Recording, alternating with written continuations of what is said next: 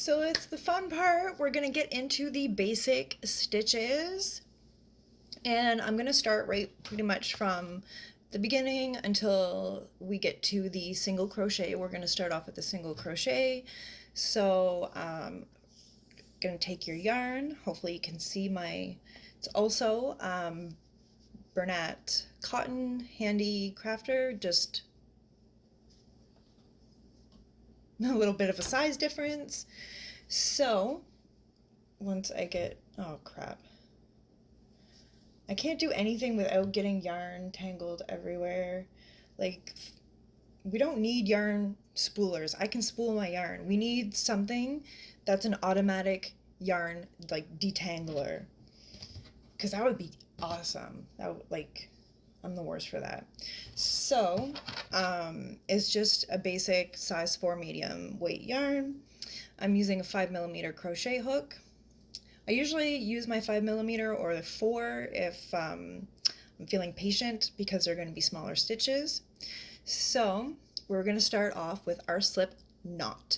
So that's putting it onto our hook. So you're going to wrap it around your finger and take the tail as if you're going to pull it through and make an actual knot. Oh, maybe it's better this way.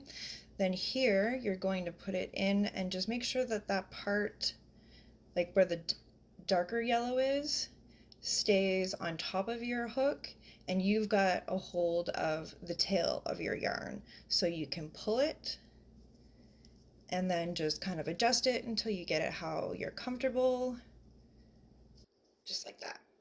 So that's the slip knot that we learned in the first video. And then we're going to do a foundation chain. I'm just going to stick through the whole thing with a chain of 10, unless it's something that requires a different number for the foundation chain. So to chain, this does not count as a chain, by the way. Your slip stitch does not. So to chain, this is always the hardest one to get through too. You're going to yarn over, so from back to front. I always tend to hold it where I've made, like where the knot is. And then if you can get it tight, because the thing is, if you pull too tight on your working yarn, it's going to pull your slip knot tighter, which is going to make it harder for you to get your hook through. But once you've got that first one, you're golden. So that's one. Oh, and that's going to happen a lot too. So 1, 2, yarn over, pull through, 3, yarn over, pull through, 4. I'm working with cotton, so 5, I'm trying to make it loose, 6, 7, 8, 9, 10. Okay, so we've got 10 chains here, and for a single crochet, it has you're gonna always chain 1 for your turning chain if you're working in rows, or if you're doing a single crochet into your foundation chain, you're going to do it in the second chain from your hook. But that chain does not count as a stitch. So you'll understand that a little bit more. Hopefully you'll understand that a little bit more as we go through the stitches, and I'm gonna kind of explain the anatomy of stitches as we get going. But each stitch has a specific number for a turning chain. So a single crochet is 1, half double crochet is 2, double crochet is 3, and then triple crochet is 4. And like I said, I'm not doing the triple crochet. It's rare you even use triple crochet, but if you want to, and you want to know how, I'll be more than happy to make a video to show you. I'm just not going to do it. So because it's 1, you're going to skip your first chain from the hook, and then you're going to insert your hook into the second chain. So you're not yarning over or anything, you're just going to straight up stick your hook through that second chain. So you should have 2 loops on your hook like that. And then let me get my grip here. I think the hardest part, honestly, about crocheting and why people give up so quickly is just to get used to handling the yarn and holding the yarn. But I'm telling you, you're gonna do it once, and then it's just gonna click, and you're gonna be like, wow.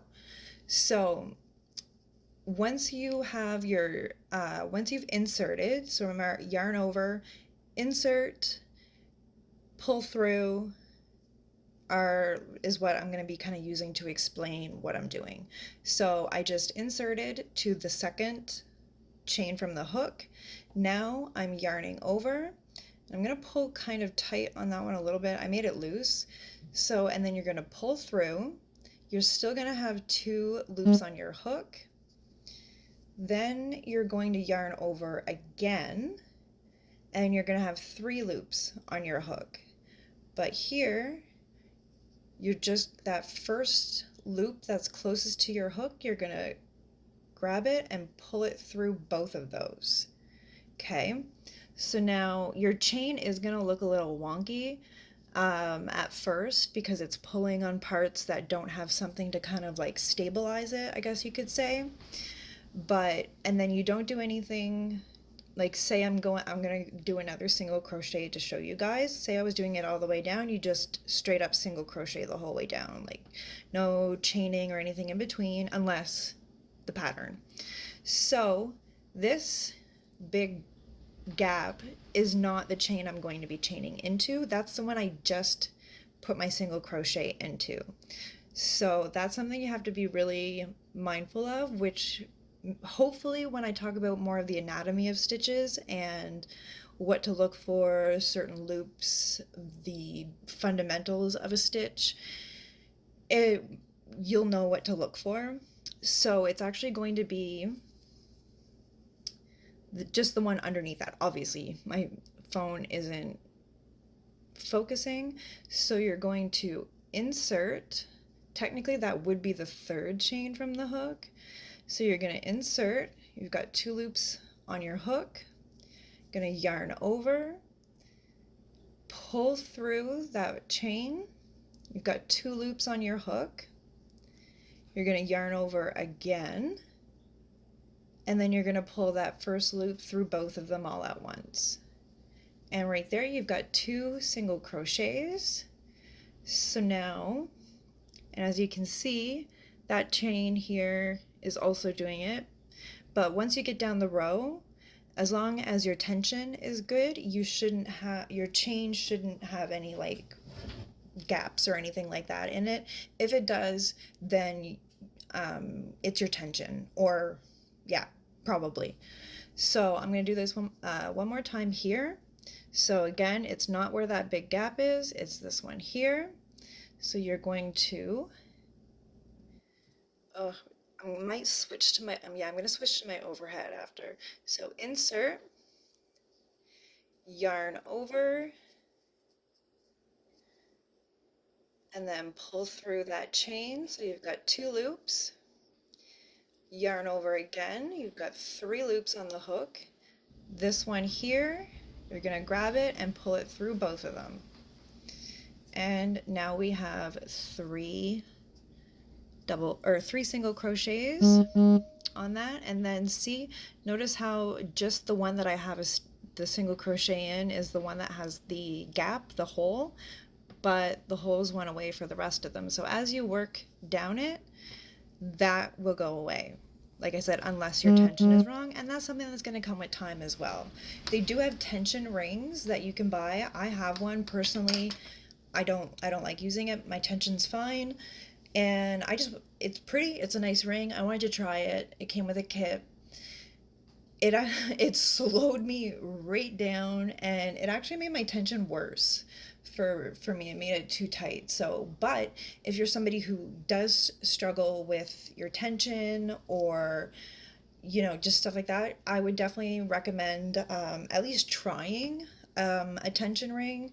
You can get them on Temu, Amazon, all different shapes, sizes, animals, the whole shebang. So that is an option, but tension is very, very important, and that all comes down to how you're holding your yarn, how you're holding your hook, how tight you're pulling your yarn, which comes with time. So don't give up.